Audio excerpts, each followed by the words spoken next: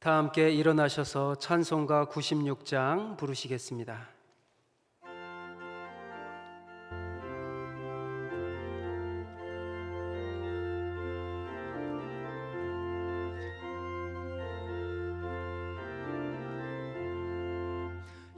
예수님은 누구신가?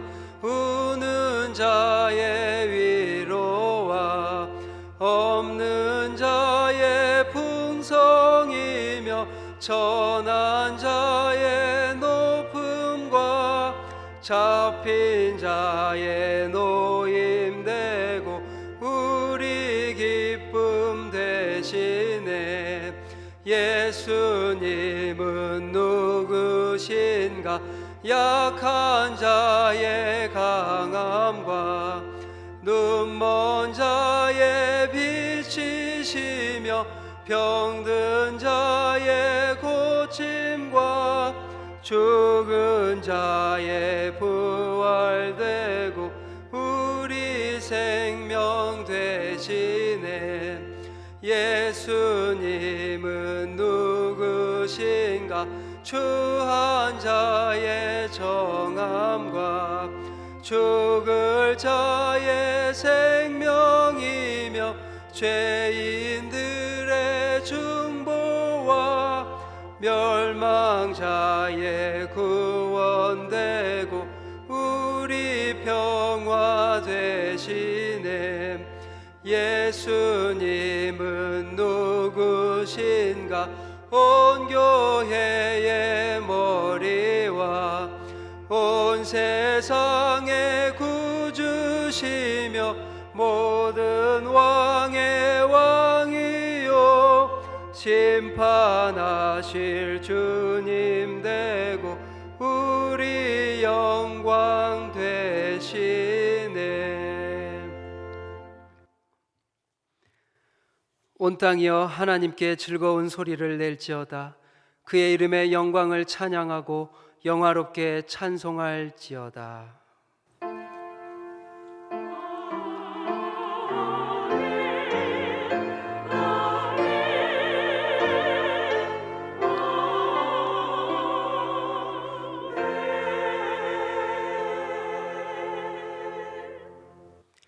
앉으셔서 찬송가 218장 부르시겠습니다.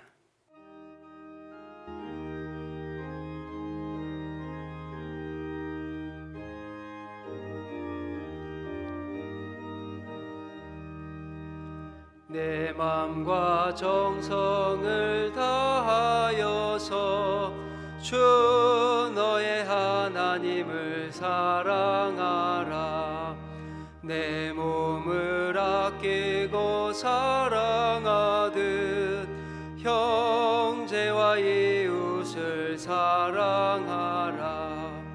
주께서 우리에게 명하시니 그 명령 따라서 살아가리.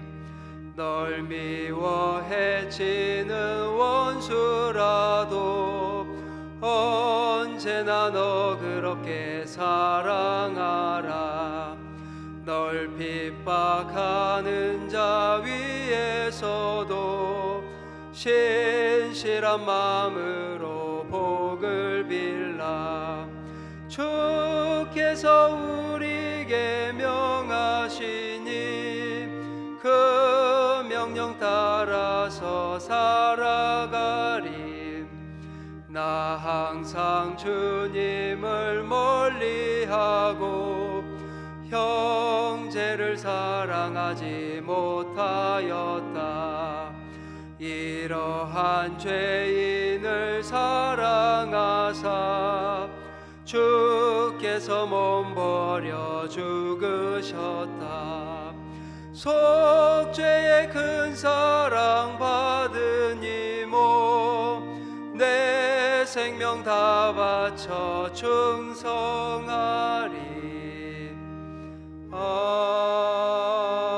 아멘. 연현준 집사님께서 기도하시겠습니다. 하나님 아버지 감사합니다. 우리를 택하여 자녀 삼아주시고 험한 세상에서 하나님께 소망을 두고 살게 하여 주시고 돌보시고 인도하여 주시니 감사드립니다. 하나님 아버지, 저희의 나약함과 하나님을 아는 지혜가 부족함을 긍휼히 여겨 주시옵고 삶에서 하나님의 자녀답게 행하지 못한 저희들의 행동을 용서하여 주옵소서. 하나님 아버지, 지금 온 세상이 전염병과 자연재해, 거짓된 정보 등으로 매우 혼란하고 두려움이 가득한 가운데 있습니다. 하나님 아버지, 저희에게 지혜와 분별의 영을 허락하여 주셔서 올바른 판단력과 담대한 믿음으로 넉넉히 이기며 살게 하여 주옵소서. 이러한 때일수록 하나님의 자녀답게 기도하는 시간, 말씀 묵상하는 시간을 많이 가져서 하나님을 더욱 깊이 체험하는 성령 충만한 하나님의 자녀들이 되게 하여 주옵소서. 코로나19로 인하여 세상에 부패되고 죄악된 많은 것들이 드러나고 있는데 저희에게는 참 회개와 돌이키는 결단이 있게 하여 주시고 하나님의 능력으로 치유하고 고쳐주셔서 하나님 보시기에 온전한 세상으로 회복시켜 주시기를 간절히 빌고 원합니다. 코로나19가 속히 종식되어 저희들이 온전한 예배와 주님 안에서의 교제가 회복되기를 기도합니다. 사랑하는 자녀들이 세상의 유혹을 멀리하고 하나님을 온전히 섬기며 인도하심 가운데 거하기를 기도합니다. 우리 교회가 혼란한 세상 가운데서 참 소망과 구원의 방주가 되게 하여 주시고 담임 목사님과 부목사님들에게 사역에 합당한 능력과 성령 충만을 더하여 주옵소서. 이 시간 드려지는 예배가 신령과 진정으로 드려지며 말씀을 전하시는 목사님께 말씀의 권능을 듣는 저희에게는 깨달음과 뜨거운 은혜가 충만하여 세상에 나가서 삶으로 나타낼 수 있도록 도와주시옵소서. 기쁨과 감사로 드리는 여전도의 찬양대의 찬양을 기쁘게 받아주시옵고 대원들의 삶에서 감사와 기쁨이 넘치게 하여 주옵소서. 언제나 저희에게 산 소망이 되신 예수님 이름으로 기도드립니다. 아멘.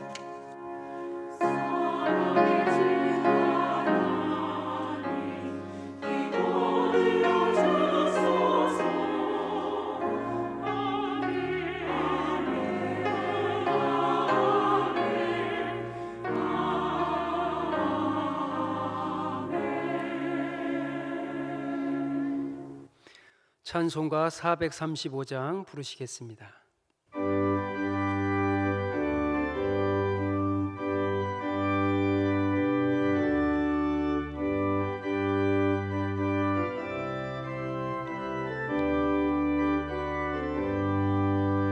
나의 영원하신 기업 생명보다 귀하다. 나의 갈 길 다가도록 나와 동행하소서. 주께로 가까이 주께로 가오니 나의 갈 길 다가도록 나와 동행하소서. 세상 복의 안일함과 모든 명예 버리고 험한 길을 가는 동안 나와 동행하소서. 주께로 가까이 주께로 가오니 나의 갈 길 다가도록 나와 동행하소서. 고작 지나가며 험한 바다 건너서 천국 문에 이르도록 나와 동행하소서. 주께로 가까이 주께로 가오니 나의 갈 길 다가도록 나와 동행하소서. 아멘.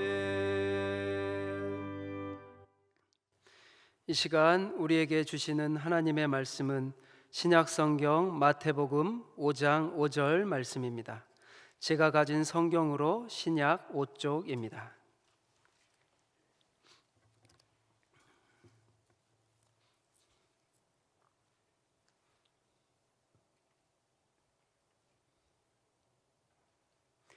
마태복음 5장 5절 말씀을 합독하시겠습니다.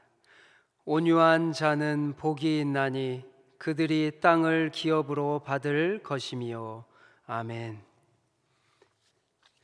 여전도의 찬양대에 찬양이 있겠습니다.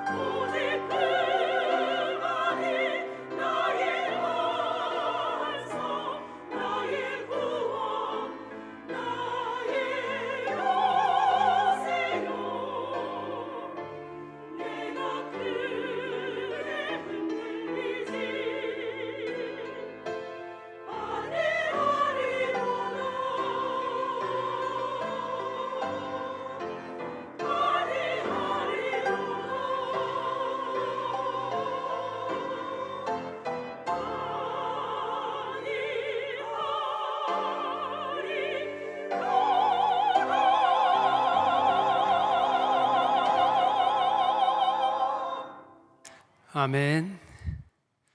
갈릴리 작은 산에 찾아오신 예수님의 소문을 듣고 사람들이 한두 명씩 모이기 시작했습니다. 자리를 잡아 앉은 예수님은 군중들의 눈빛을 읽으셨습니다. 그들의 눈 속에는 무엇이 쓰여 있었을까요? 예수님을 향한 희망과 두려움, 불안과 은밀한 기대감이 섞여 있었습니다. 모인 대부분의 사람들은 죄책감에 눌린 사람, 외로운 사람, 불치병에 걸린 사람, 염려에 찌든 사람, 불안에 시달리는 사람들이었습니다. 예수님을 바라보는 그들의 알 듯 모를 듯한 눈빛을 오직 예수님만이 헤아릴 수 있었습니다. 온유한 자는 복이 있나니, 예수님은 산상수훈을 전하며 현실과 전혀 다른 말씀을 하십니다. 말씀의 대상도 비참한 사람들 뿐입니다. 왜 예수님은 수많은 사람들 중에 이들에게 복이 있다라고 말씀하셨을까요? 오늘을 사는 우리는 이 말씀을 어떻게 받아들여야 할까요? 현실과 너무나 동떨어진 한낱 잔인한 아이러니일까요? 만약 어제 암 진단을 받은 사람에게 당신은 복이 있나니, 그 사람은 이 말씀을 어떻게 받아들일까요? 가정의 불화와 폭력으로 이혼한 여인에게 당신은 복이 있나니 라고 말하면 이 여인은 어떻게 받아들일까요? 방탕한 자식을 바라보는 부모에게 당신은 복이 있나니 라고 말하면 어떻게 받아들일까요? 대도시에서 새값 단칸방에 살면 청년에게, 취직을 포기하고 결혼을 포기한 청년에게 당신은 복이 있나니 라고 말하면 이 청년은 어떻게 반응할까요? 이런 사람들에게 복이 있다고 말하는 것은 순전히 조롱이 아닐까요? 산상수훈은 현실에서는 불가능하고 천국에서나 가능한 말씀이라고 생각하는 성도님들이 있습니다. 무한 경쟁, 양육강식의 시대, 승리하지 않으면 죽을 수밖에 없는 세상 속에서, 또 코로나로 인해 직장에서 구조조정을 기다리는 사람, 폐업을 고민하는 사람, 가정의 경제가 무너진 사람에게 이 말씀은 어떤 의미가 있을까요? 분노와 혐오, 미움과 증오가 만연해지는 세상 속에서 서로 예민하여 손대면 톡하고 터질 것만 같은 그대, 직장에서는 교인이라고 말하기 어려운 현실 속에서 교회를 비난하는 세상에 성도는 어떻게 살아야 될지 생각이 많아집니다. 세상은 이제 말합니다. 하나님과의 관계, 사람과의 관계를 끊고 혼자서 속 편히 살라고, 관계 때문에 괜히 에너지 쏟지 말라고, 단절하고 살라고 말합니다. 그러나 이것은 하나님의 뜻이 아닙니다. 믿음으로 살아가기 어려운 환경 속에서 우리는 어떻게 살아야 할까요? 코로나 속에서 세상으로부터 손가락질 당하는 현실에서 교회는 세상의 소망을 말할 수 있을까요?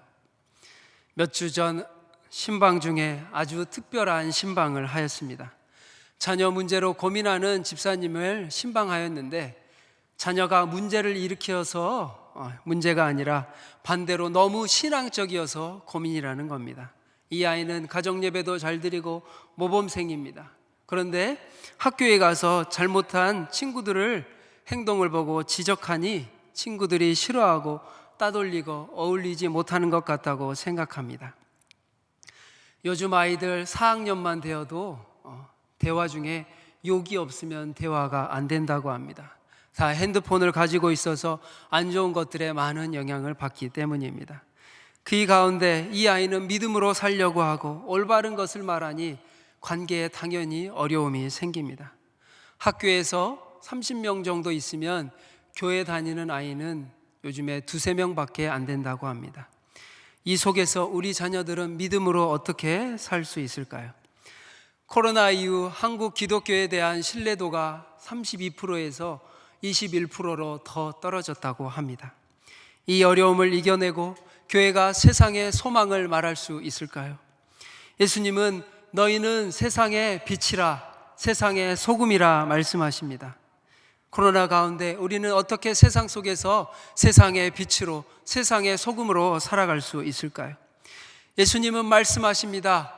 온유한 자는 복이 있나니 그들이 땅을 기업으로 받을 것이며. 온유한 자는 세상에 어떻게 소망을 줄 수 있을까요? 비전 성경 사전에 온유란 말의 뜻은 마음씨가 따뜻하고 부드러움을 말합니다. 이에 해당하는 히브리어 아나와는 자기를 낮춤, 괴롭힘을 당함, 겸손함이라는 뜻을 가지고 있습니다. 온유는 성령의 열매 중 하나입니다. 온유한 자는 타인에 대해 관대하며 죄인에 대해서 회개할 때까지 인내하며 기다리는 사람, 즉 주님의 마음을 본받은 자를 가리킵니다. 온유란 단순히 외적인 폭력이라 잔인함의 반대어가 아니라 적극적인 사랑으로 인하여 고통받고 그 고통을 인내하는 온화하고 부드러운 마음의 자세입니다. 또한 인간이 역경에 처해 있음에도 불구하고 선하신 하나님께서는 의로운 자를 끝까지 보살피실 것이라는 신앙으로 인하여 기업을 차지하게 된다는 것입니다. 세상에서는 강하고 힘있고 똑똑하고 능력 있는 사람이 땅을 차지하지만 하나님의 나라에서는 하나님의 말씀에 순종하는 자가 땅을 차지한다고 말씀하십니다. 온유한 자는 그리스도에게 속해 있기 때문에 하늘의 축복과 땅의 축복이 모두 그들의 소유가 되고 마지막 날에 그리스도와 함께 하나님의 나라를 상속받게 됩니다. 온유한 자는 어떤 자인가요? 첫째로 온유한 자는 자기 권리를 주장하지 않습니다.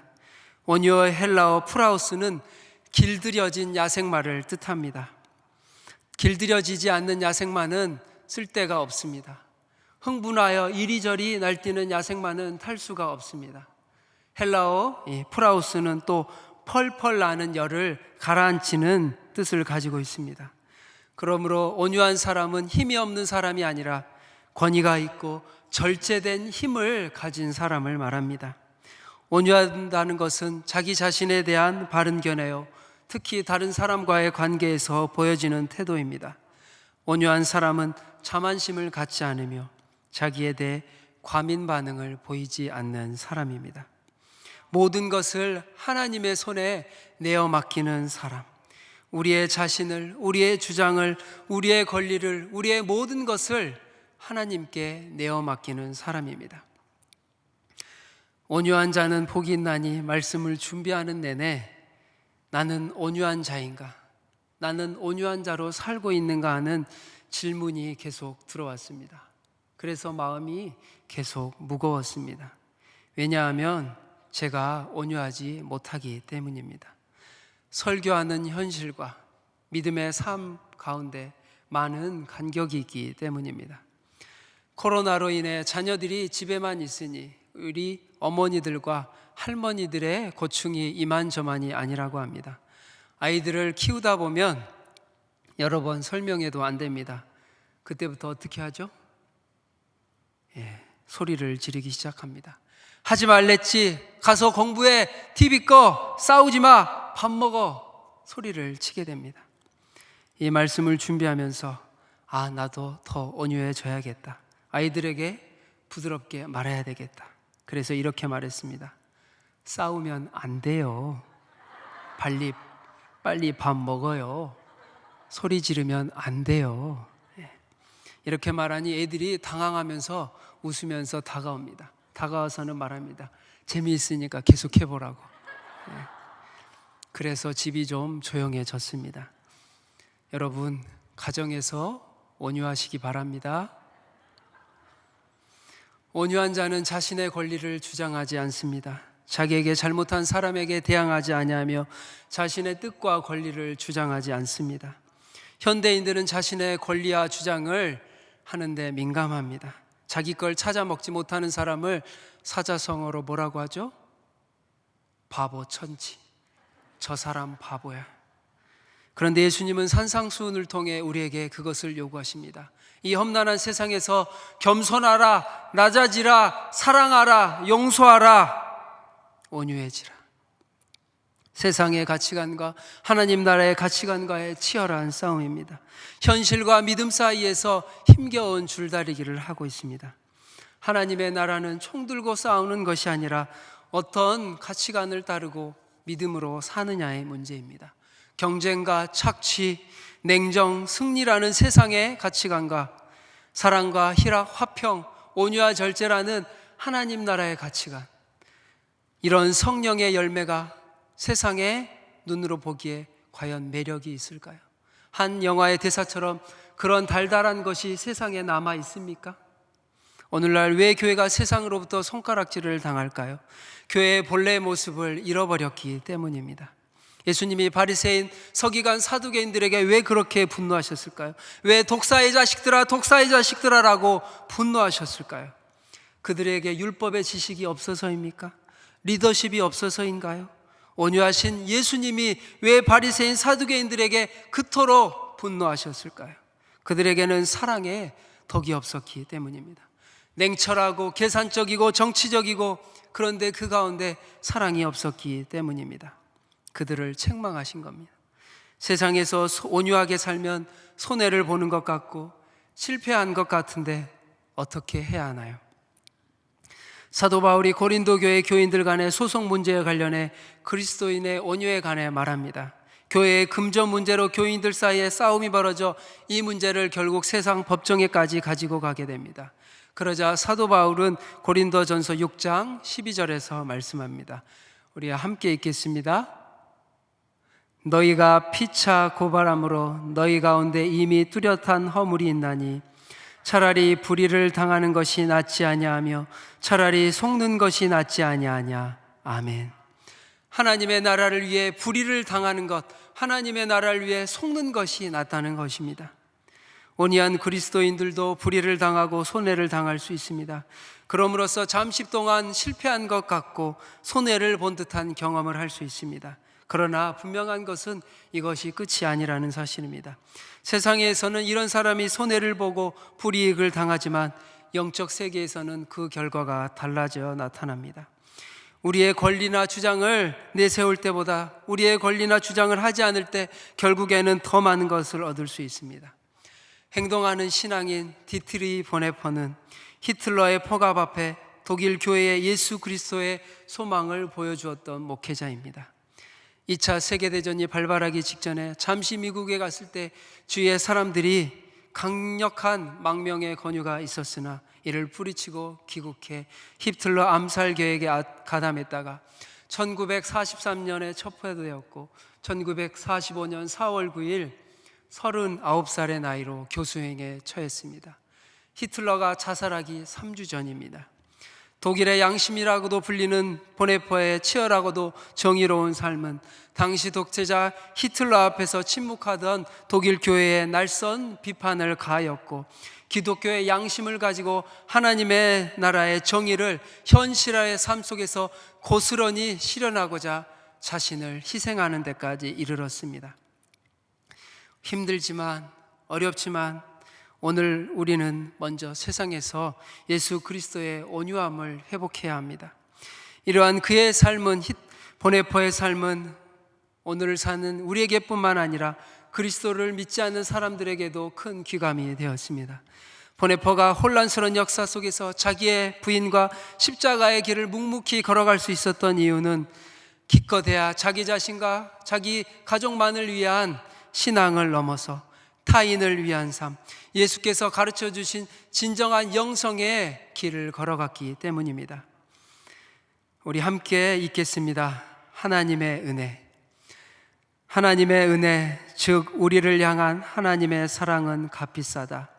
그 사랑은 우리를 향해 따라오라고 요구하기에 값비싸지만 그리스도의 뒤를 따르는 것이기에 은혜다.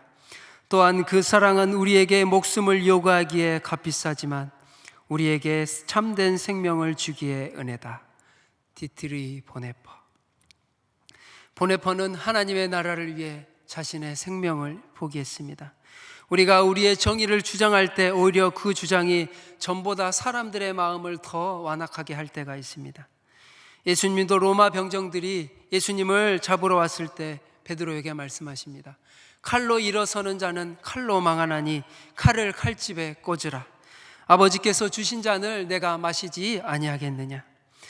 합리적인 사람이라면 어떻게 했을까요? 도망갔습니다. 그런데 예수님은 하나님의 나라를 위해 도망가지 않았습니다. 예수님은 하나님의 나라를 위해 자신의 권리와 피해를 참으셨습니다. 우리가 이렇게 살 수 있을까요? 인간적으로 내 의지로 할 수 있을까요? 못합니다. 성령께서 우리의 마음을 주장하실 때 우리는 이렇게 온유한 삶을 살 수 있습니다. 내 남편을, 내 아내를, 내 자녀를 내 힘으로, 내 의지로 참아야지. 안 됩니다. 암에 걸립니다. 성령께서 사랑을 주시고 은혜를 주시고 온유한 마음을 주셔야 우리는 품을 수 있습니다. 십자가, 누구에게는 질병의 십자가, 누구에게는 상처의 십자가, 누구에게는 고난의 십자가, 누구에게는 온유의 십자가. 아무든지 나를 따라오려거든 자기 십자가를 지고 나를 따를 것이니라. 어떻게 하면 온유한 자가 될 수 있는가요? 두 번째, 온유한 자는 자기 깨어짐을 경험한 사람입니다.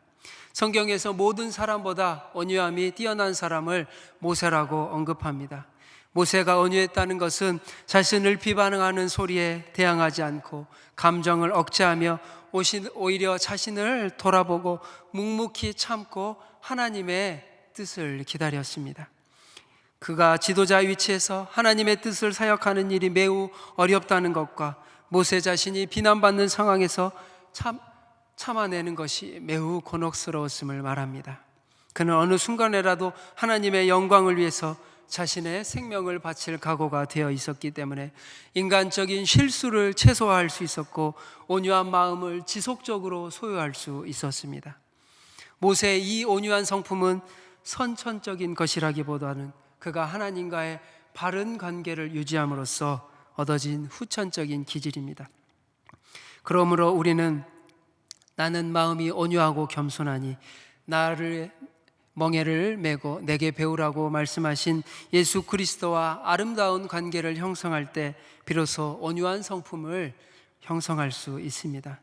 이것은 인간의 본성적인 기질로는 불가능하며 성령의 도우심을 통해서만 가능한 것입니다. 그래서 온유는 성령의 열매입니다. 그렇다면 온유란 무엇일까요? 온유란 성격의 문제가 아닙니다. 성격이 조용한 사람을 온유하다라고 말하지 않습니다. 모세가 온유한 뛰어난 사람이라고 말했는데 모세도 불같은 성격을 드러낼 때가 있습니다. 이스라엘이 금송아지라는 우상을 만들었을 때 모세는 하나님이 주신 두 돌판을 던져버렸습니다. 온유함의 핵심은 자아의 죽음입니다. 자기의 고집과 생각을 내려놓는 것을 말합니다. 모세는 마음이 불같은 면모가 있었지만 하나님의 뜻 앞에서는 자기의 고집과 교만을 내려놓았습니다. 아무리 자기의 마음에 맞지 않더라도 하나님의 뜻이 다르다면 모세는 자신의 뜻을 포기할 줄 아는 성숙한 사람이었습니다. 그런 면에서 모세의 온유함이 지면의 모든 사람보다 더하다고 말했습니다. 온유는 근본적으로 자아의 죽음입니다. 하나님 앞에서 자아가 죽은 사람, 그 사람은 왕 대신 예수 그리스도로 하나님을 모시고 이 땅을 얻게 될 것입니다. 문제는 중심의 문제요 마음의 문제입니다. 하나님 앞에서 한 번은 제대로 박살이 나야 합니다. 자기의 교만과 교집이 완전히 박살이 나야 합니다. 그 사람의 중심으로부터 나오는 말, 행동, 이것이 온유함입니다. 우리가 너무나도 안 깨어지기에 하나님께서 때로는 질병으로, 고난으로, 전염병으로 우리에게 찾아오십니다. 그러기에 우리는 복 있는 사람입니다. 그때 우리는 하나님을 찾고 내 자아가 아닌 하나님을 내 인생의 주인으로 인정합니다. 바로 이것이 온유한 자가 누리게 될 복입니다. 나의 권리나 주장을 타인을 위해 포기할 때 당장에는 괴롭고 억울하나 답답합니다. 그러나 모든 세상과 인간을 바라보시는 하나님은 주무시는 분이 아니십니다. 마침내면 땅을 차지하도록 그리고 우리에게 감당키 어려운 복을 허락하시는 하나님이십니다. 저는 저의 자아가 올라올 때마다 이 글을 생각합니다. 어느 날 제자가 성 마카리우스에게 물었습니다.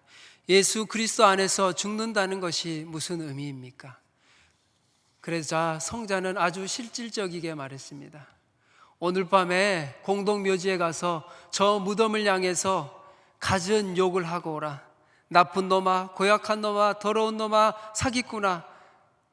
제자는 갖은 욕을 다 무덤을 향해서 하고 돌아왔습니다. 그러자 성자가 물었습니다. 어떠하더냐? 아무런 반응이 없었습니다. 그러자 그 다음에 내일은 그 무덤에 가서 모든 칭찬을 쏟아놓고 오라. 그러자 제자는 다음날 무덤에 가서 모든 칭찬을 그 무덤을 향해 쏟아놓습니다. 아, 위대하시고 잘생기시고 미남이시고 착하고 선하신 분이시여. 자신의 모든 칭찬을 쏟아놓고 왔습니다. 그리고 스승에게 돌아왔습니다. 그러자 스승이 물었습니다. 어떠하더냐? 아무런 반응이 없었습니다. 스승은 말했습니다. 그것이 바로 죽은 것이다. 아무런 반응이 없는 것. 우리가 그리스도와 함께 죽어야 온유한 성령의 열매를 맺을 수 있습니다. 보네퍼와 같은 시기에 독일에서 사역했던 헬무트 틸리케라는 독일의 목사님은 소금과 빛에는 공통적인 속성이 있다고 합니다. 쓸모 있게 되려면 자신을 내어주어야 한다고 말합니다. 다른 무언가와 섞여 스스로 희생되어야 한다. 빛은 어둠 속으로 들어가고 소금은 음식에 뿌려져 녹아서 없어져야 한다고 말합니다. 오늘날 많은 사람들이 코로나의 두려움에 떨며 장차 세상에 닥칠 모를 참사를 생각하거나 절망적인 미래에 처녀며 있을 때 믿음의 사람이 하나님의 평강을 뿜어내고 그 하나님의 평강을 세상 사람들에게 흘려보낼 때 그 소금이, 그 빛이 부패한 염려와 무력한 두려움 속에 작용할 때 하나님의 나라는 임하게 됩니다. 소금과 빛이 살아 역사하려면 자신을 보존하려 해서는 안 됩니다. 자신을 내어주고 희생해야 합니다. 성실한 소금이여 충성된 빛이신 예수 그리스도께서는 영광스러운 하늘에서만 빛나기로 하거나 하나님 나라의 쾌적한 기후 속에 자신을 지키려 보존하지 않으셨습니다. 일제강점기 시대 신사참배 반도 운동을 했던 안희숙 여사의 멘토이셨던 박관준 장로님의 좌우명은 아생교회사 아사교회생, 내가 살면 교회가 죽고 내가 죽으면 교회가 산다고 하셨습니다. 오늘날 한국교회의 문제는 내가 살아서 문제입니다. 내가 드러날수록 교회는 시험에 들고 내가 부인될수록 교회는 부흥합니다. 그야말로 내가 아니라 오직 예수 그리스도의 정신입니다. 내 성질이 죽어야 가정이 살고 내가 죽어야 교회가 살고 내가 온전히 죽을 때 예수 그리스도 안에서 세상이 온전히 살아납니다. 코로나 속에서 한국교회의 나는 더 겸손하고 섬기고 온유함으로 세상 속에서 빛과 소금의 역할을 감당해야 합니다. 온유한 자는 이 약한 세상에서 어떻게 살아야 하나요? 마지막으로 온유한 자는 선으로 악을 이기는 사람입니다. 가정에서, 직장에서, 교회에서, 세상에서 정말 어려운 사람을 만날 때가 있습니다. 그럴 때 우리는 어떻게 반응해야 할까요? 사도 바울은 로마서 12장 21절에서 악에게 지지 말고 선으로 악을 이기라고 말씀하였습니다. 이기라, 이 말은 군사 용어인데 악을 악으로 갚는 것은 전쟁에서 제대로 싸워보지도 못하고 악에게 패하는 것과 같다. 우리가 아는 세상과 전혀 다른 해석입니다. 팀 켈러 목사님은 말합니다. 악을 물리치는 유일한 길은 해를 입힌 사람에게 선을 행하는 것입니다. 다시 말해 잘못한 사람을 미워하게 되면 그 사람이 이기고 악이 이기는 것이랍니다. 악을 이기는 유일한 길은 그 사람을 용서하는 것이고 사랑하는 것입니다. 만약 악을 행한 사람과 너무 동일시하게 되면 악을 없애기 위해 악을 행한 사람을 없애야 된다고 믿게 됩니다. 하지만 그렇게 되면 이것은 악에게 좋은 일을 하게 되고 우리 자신도 모르는 사이에 악한 세력에 조종당하게 됩니다. 반지의 제왕 J.R. 톨킨의 이 반지의 제왕에서 이런 원리를 잘 묘사합니다. 악의 왕인 사우론을 파멸시키기 위해 사우론이 가지고 있는 사우론의 반지를 사용한 선한 사람들은 그 가정에서 예외가 없이 모두 악이 되어버렸습니다. 요컨대 잘못 쟁취한 승리는 모든 것이 헛된 것이 되고 맙니다. 영국의 신학자 스티븐 닐 감독이 젊은 날 인도에서 선교를 하는 20여 년 동안 경험했던 이야기입니다. 낯설은 인도 땅에 건너간 영국의 선교사들은 처음에는 원주민들로부터 좋은 대접을 받지 못했습니다. 인도인들에게는 이 선교사들도 지배자인 영국인이었기 때문에 여러 모양으로 선교사들과 그 가족들을 괴롭혔습니다.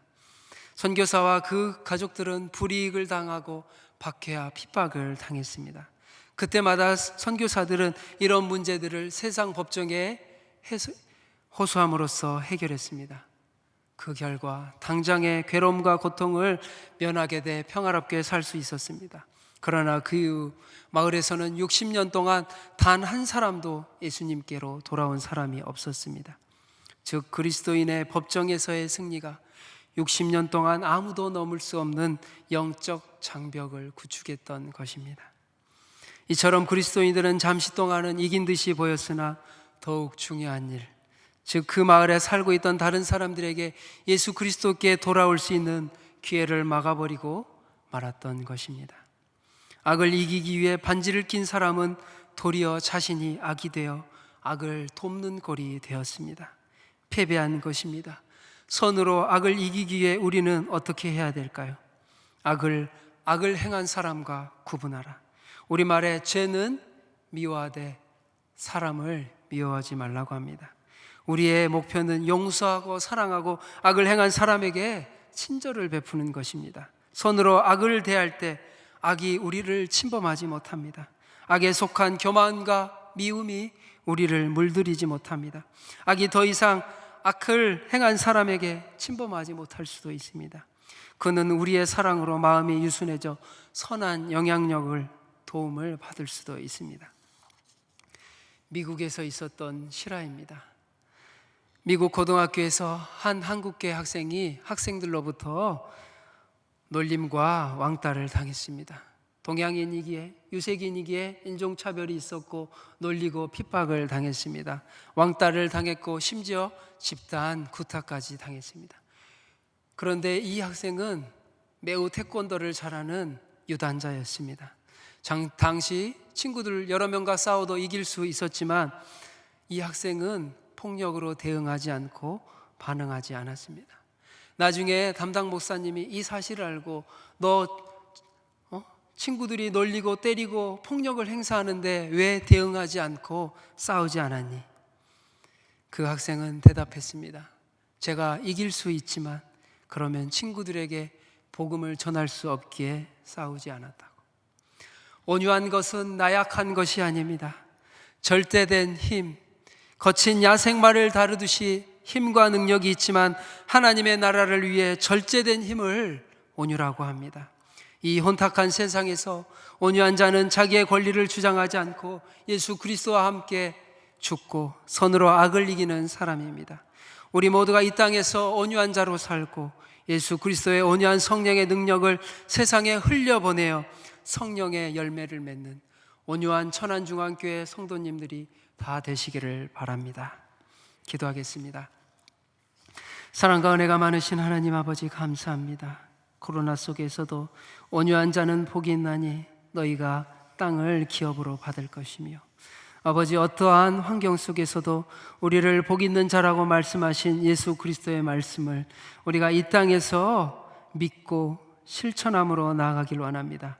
악한 세상 가운데 예수 그리스도의 성령의 열매는 온유의 열매를 맺게 하여 주시고 우리가 부족하고 죄가 많지만 성령의 도우심으로 온유한 자가 될 수 있도록 은혜 내려 주시옵소서.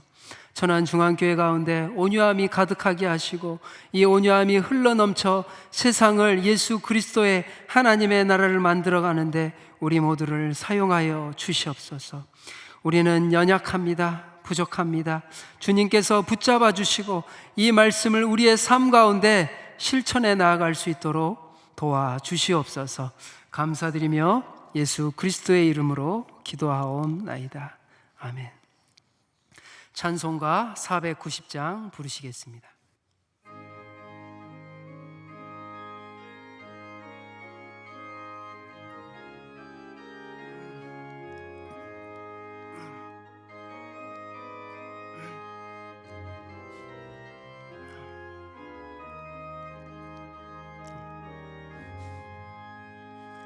주여 지난 밤 내 꿈에 베었으니 그 꿈 이루어 주옵소서. 밤과 아침에 계시로 보여주사 항상 은혜를 주옵소서. 나의 놀라운 꿈 정녕 남이 끼는 장차 큰 은혜 받을 편이 나의 놀라운 꿈 정녕 이루어져 주님 얼굴을 배우리라. 마음 괴롭고 아파서 낙심될 때 내게 소망을 주셨으며 내가 영광의 주님을 바라보니 앞길 환하게 보이도다. 나의 놀라운 꿈 정녕 남이 끼는 장차 큰 은혜 받을 편이 나의 놀라운 꿈 정녕 이루어져 주님 얼굴을 배우리라. 세상 풍조는 나날이 변하여도 나는 내 믿음 지키리니 인생 살다가 죽음이 꿈 같으나 오직 내 꿈은 잠되리라. 나의 놀라운 꿈 정녕 남이 끼는 장차 큰 은혜 받을 편이 나의 놀라운 꿈 정녕 이루어져 주님 얼굴을 배우리라. 담임 목사님께서 교회 생활 말씀하시겠습니다. 예, 우리 서로 인사하겠습니다. 샬롬, 샬롬, 샬롬. 가정에서 초소에서 예배드리는 성도님께도 샬롬으로 축복 인사합니다. 교회 생활 몇 가지 말씀드립니다. 오는 설날 선대를 추모하며 가족이 예배드릴 수 있도록 예식민 준비되어 있습니다. 안내대 위에서 가져가시면 되겠습니다. 홈페이지를 통해서도 출력받아 사용하실 수 있습니다. 이번 주 금요기도에는 모이지 않습니다. 2월 시냇가 가정예배 영상이 교회 홈페이지와 유튜브를 통해서 제공되었습니다. 가정예배 드리시는데 사용하시면 되겠습니다. 2021년 상반기 교회 장학금 지급 대상자 선발 합의에 신청받고 있습니다. 오는 14일 주일까지 신청해 주시면 되겠습니다. 지난 주일부터 시작한 전교인 시내버스 노선 개선을 위한 서명운동, 아직 참석하지 못한 분들 계시면 꼭 참석하셔서 반영이 될 수 있도록 협력해 주시기 바랍니다. 이상 말씀드립니다. 다 함께 합심해서 기도하시겠습니다. 먼저 받은 말씀을 기억하며 온유한 자로 이 땅에서 선으로 악을 이기며 어두워져만 가는 세상 속에 빛이 되어 예수 그리스도의 온유함을 세상에 흘려보내는 성도들이 되게 하시고 성령의 인도함을 받아 열매 맺는 성도들 되게 해달라고 기도하겠습니다. 다음으로는 코로나19의 바이러스의 종식과 교회 정상화를 위해 기도합니다. 코로나 바이러스의 감염을 차단하여 주시고 우리 안에 두려움을 주는 악한 영들을 하나님께서 통제하여 주시고 치료제와 백신이 하루속히 보급되어 또 교회와 교회 학교가 정상화되도록 기도합니다. 마지막으로 민족 고유의 명절 설 가운데 각자의 자리에서 하나님께서 함께 하셔서 가족들이 주님 안에서 복음을 전하는 기회가 되게 하시고 성령의 온유함으로 가득하여 예수 그리스도 가운데 용서와 화해의 하나님의 은혜의 역사가 형제 자매 가운데 나타나는 시간이 되게 해달라고 이 시간 합심하여 기도하겠습니다.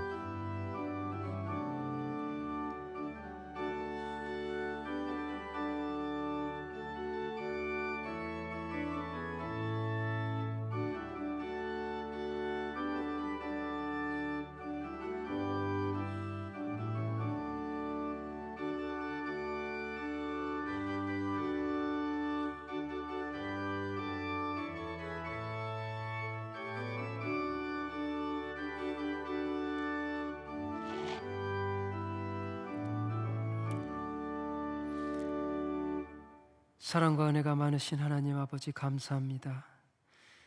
이 시간 하나님께로부터 받은 은혜를 생각하며 주께 나와 예배를 드리고 마음과 뜻과 정성을 다하여 예물을 드립니다.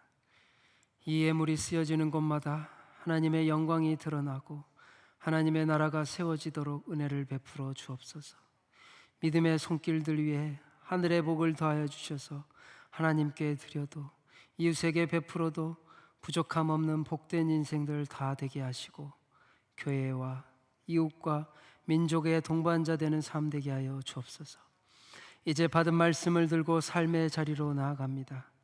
고난과 어려움 속에서도 온유한 자는 복이 있나니 하시는 예수 그리스도의 말씀으로 우리가 온유함으로 메마르고 황폐한 세상 가운데 하나님의 성령의 열매를 맺어가며 세상에 생명의 소망을 전하여주는 성도들이 되게 하여 주시고 하나님이 세상을 이처럼 사랑하사 독생자를 주신 것처럼 나라와 민족과 온 열방을 가슴에 품고 기도하며 세상을 믿음으로 이기는 일꾼들 되게 은혜 내려 주옵소서. 날마다 우리의 심령을 새롭게 하시고 말씀과 기도로 하나님의 영이 충만하게 하셔서 이 땅에서 하나님의 귀한 일꾼들로 우리를 사용하여 주옵소서.